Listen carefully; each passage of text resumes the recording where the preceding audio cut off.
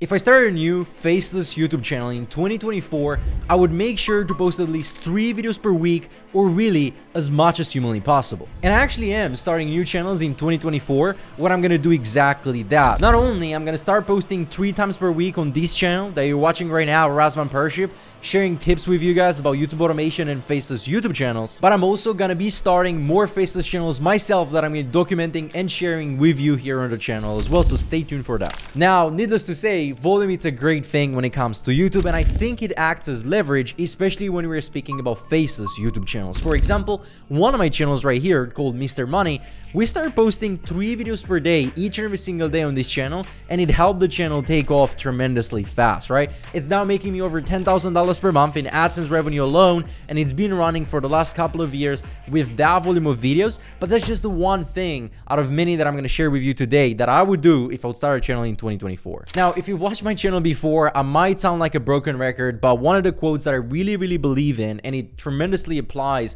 to YouTube channels if they're faceless, is it's not important how hard you row, but what boat you're in. And it was Warren Buffett who said this originally. So what that means with this business model is that you can do everything right. You can have all the things aligned, you can have the right team, you can post the right videos, but if you're in a niche that's not the best, or has a lot of downside, or has things that you didn't see and you have blind spots, you might be limited in your potential of making money, or you might not make any money at all. So to make it easier for everybody, I'm gonna put 20 faceless YouTube niches that you can start a channel in 2024 on the screen right now, and you can choose anything that you like. You can do sports, you can do movies, you can do celebrity, business, history, tech, AI. Literally any of those 20 niches will give you a very good chance of making your first $5,000 to $10,000 per month with YouTube automation or with your own faceless YouTube channel. I also want to mention the 20 niches that you just saw. Those are not all the niches that are working. There are multiple others out there that I just didn't include in the list because they're not on my favorites list. But no matter what you do, try to stay away from compilation videos, meditation videos, rain sound videos, maybe even motivation videos.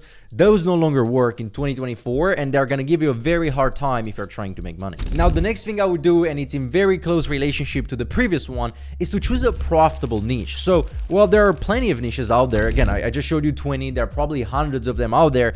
I would look and make sure that the niche I'm actually choosing, and it's not just good as in I can make videos, I like the niche, but it's actually profitable and I or you can make a lot of money in it. Now, profitable heavily depends on your goals. If you're trying to make $5,000 per month, there are a bunch of profitable niches. If you're trying to make $10,000 per month, the niche pretty much narrows a little bit. If you're trying to make $20,000, $30,000, $40,000, $50,000 per month, the options are going to be less and less. But you can see 10 niches on the screen right now that I really like, and those are profitable in a sense they are paying a lot of money per 1,000 views, meaning they have a high RPM. So every time you get 1,000 views, YouTube will pay you a lot of money, more money than they pay on average for each of those 1,000 views, and therefore you can probably make $10,000, $20,000, $30,000, $40,000, $50,000 per month with any of the niches that you see right now on the screen from those 10. Now again, those are not all the niches, but some that I would recommend that you can make money with. Now that I would have the niche locked in, the next thing I would do, I would create a solid plan, and I would decide how exactly I would want to run the channel. This is something that I didn't know even existed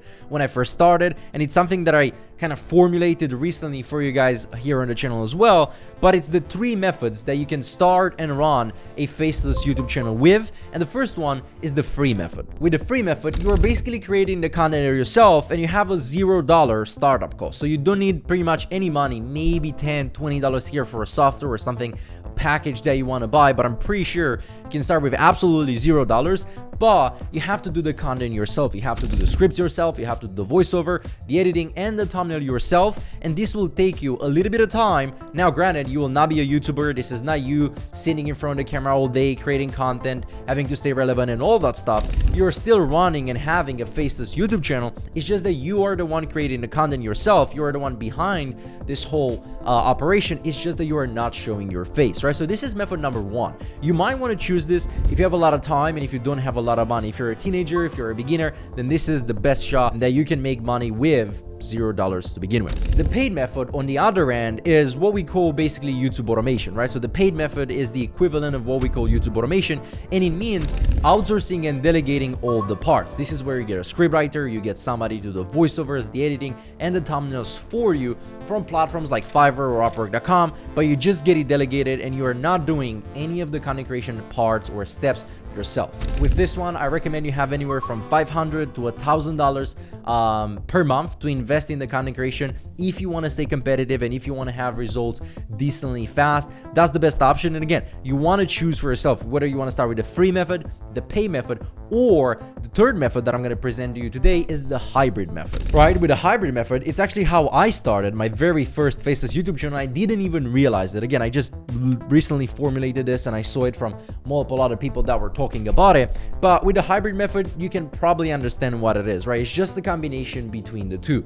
If with the free method, you are doing everything yourself and you're not paying anybody anything, and with the paid method, you are outsourcing and you are not doing anything yourself, but paying other people to do the work for you, well, with a hybrid method, it's a combination. This method basically allows you to choose which of the parts do you want to make yourself. For example, when I started Capitalist, my very first Faceless YouTube channel that we also documented here on the channel, I was doing the thumbnails myself. It's not like I was a magician, graphic designer, wizard, genius, or any of that sort. It's just that I had a little bit of skill and I didn't want to pay a lot of money for the content creation, so I was doing the thumbnails myself. However, I had somebody else recording the videos, so doing the voiceover, and somebody else editing them as well. So it was the hybrid method. I was paying for some of the parts and I was basically doing myself and not paying some of the other parts. Now, this is completely subjective and up to you. There's no rule. It doesn't matter whether you're doing the paid method, the free method, the hybrid method.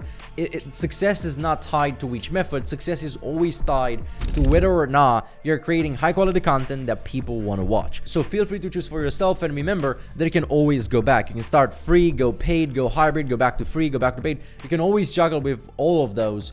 But what matters at the end of the day is if people like your content and if you are consistent with it. The next thing I would do, which to some of you might come naturally, but some of you might spend thousands of dollars before realizing, is that if you choose to delegate, whether you choose the hybrid method or the paid method, it's worth spending the time, it's worth spending the money, it's worth spending all the resources on building the best team, because it's my belief that the team is 80% when it comes to this business model. So whether YouTube automation, whether Faceless YouTube channel, the team is 80% of the success in this business. The reason why I'm saying that is if you're using the traditional and most popular way of monetizing your content, meaning AdSense revenue, we get paid when we get views, right? And we get views when you create high quality content. But if you have other people creating the content, then we get paid when we have great people that create great content. So great people are a must, right? Whether you choose just one person to outsource, one person to delegate, whether it be a script, a voiceover actor, a video editor, thumbnail designer, it doesn't matter. Spend the time, spend the money on getting the best that you can within your budget and within your time frame.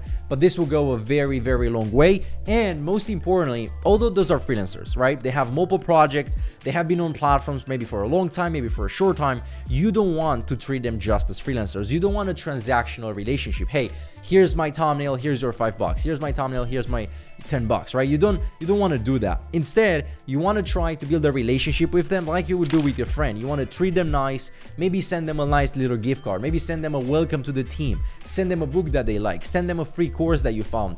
Try to build a relationship more than any other client that they've had as a freelancer, and they will not only prioritize you and do great work, but they will for sure work with you for a longer time than if you wouldn't do any of those things and if you just have a transactional relationship. Again, this is something that took me at least 1 to 2 years to learn, and when I finally did this and when I finally went the extra mile with my teams, with my freelancers, everything changed and they've been making better and better content since then. So I would definitely consider this. With that being said, the next thing that I would do is I would do my market research and my competitor research, and I would choose my competitors very, very wisely. Just like Patrick A. David, which has Valuetainment, one of the biggest channels for entrepreneurship that I've been watching for many, many years and inspire me to start making those videos as well, released a book called Choose Your Enemies Wisely, which I highly recommend you read. It was a great read, very easy read, but very, very good book.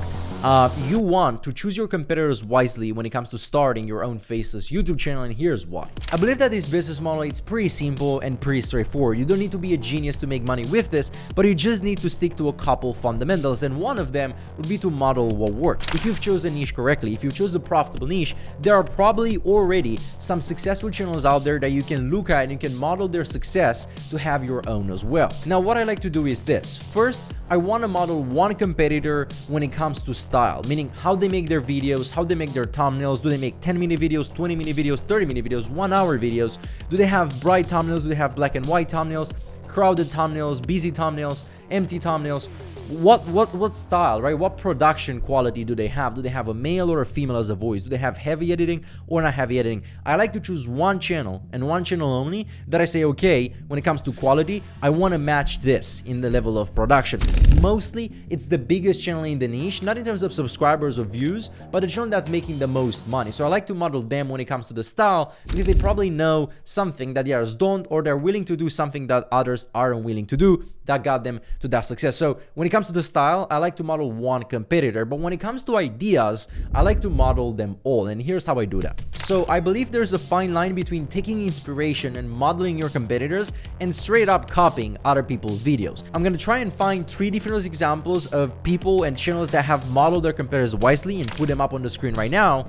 And I'm also gonna show you 3 different examples of people who just copied other people's videos, which is not something that you want to do on the screen right now. So once again, when modeling the competitors, you can take inspiration from anybody in the space. You can look in your niche, you can look outside your niche. What you want to do is you want to train your mind for something that's called pattern recognition, right? So you don't just want to straight up steal other people's titles and ideas, but you want to identify the patterns. Why is it that this thumbnail is working? Why is it that this title, this format, this series of videos has been working for this guy? And you want to recreate them, add your own twist, add your own touch to them, and that will most likely lead you to success if you do it correctly and if you do it consistently, which is my next point on this list. With Capitalist, the first channel that I started and I referenced earlier, it took me 107 videos before my first one took off, and it completely changed the trajectory of the channel and with it, my life, right? It took me 107 uploads before I finally got it. I finally understood what people wanted to watch and what was out there, because up until that point, I was pretty much copying other channels. I believe I was copying them because I wasn't adding a lot to it. I wasn't understanding why I was doing the certain videos. I was just like, oh, this guy did this video, I'm just gonna change the number, I'm gonna change one word and it's gonna work. It did not. For 106 uploads, not like I wasted them, but I did not learn the lesson that I learned with my 107th one, which is that you want to take something, twist it a little bit, and if it was a great idea to begin with and you added something that makes it a little bit better, chances are it works. Now you need to get lucky a little bit, you need to have a little bit of luck here and there, but you want to stay consistent. I see a lot of people who post their first video, maybe 5, 10, 20, 30 videos, and then they just give up. They just rush videos out there. They say, oh, I've uploaded. They don't make them any better. They don't seek to improve. They just stuff uploads in there and say, oh, this doesn't work. Whether it's YouTube, whether it's Faceless YouTube channels, you just need to stay consistent. If you started this, you probably believe that this works. Like I've done it. There are multiple people out there who have done it. We've helped multiple people do it as well. So I think at this point, we have clear evidence that what I'm talking about here, that Faceless channels, that YouTube automation works. Now the question is, will it work for you? Well, that's completely up to you. Whether you learn what it takes or you don't learn what it takes, it's completely up to you, but I believe that consistency will do a lot of heavy lifting if you just post and seek to improve after each and every single video. And if you stay consistent for, let's say, 100 videos, this is something that I also learned from one other mentor of mine, Alex Hormozy. He said, speak in hundreds. If you post 100 videos consistently, not like in 40 years, and if you seek to improve after each and every single one, it's just hard for me to believe that you'll not have one video that will get 10, 20, 30, 50, 100, 200, a million views, right? It will just happen. If you learn what it takes, if you stay consistent, the chances are all yours. The odds are in your favor, and I believe that you'll get what is it that you desire. A little reminder that goes hand in hand with consistency is that I highly believe, I truly believe from the bottom of my heart, that a lot of you guys watching this right now can succeed, can make money with Faceless YouTube channels or with YouTube automation channels. And I'm the best example of this. If you don't know my story, I started my first channel as an 18-year-old broke high school student in a poor Eastern European country, and I was barely speaking English. And 4 to 5 months later, I was making $10,000 per month with this business model without having a degree, without having previous experience with crazy business models and everything. So again, I highly believe that you can do this. You just need to put in the work and stay consistent. So good luck to you.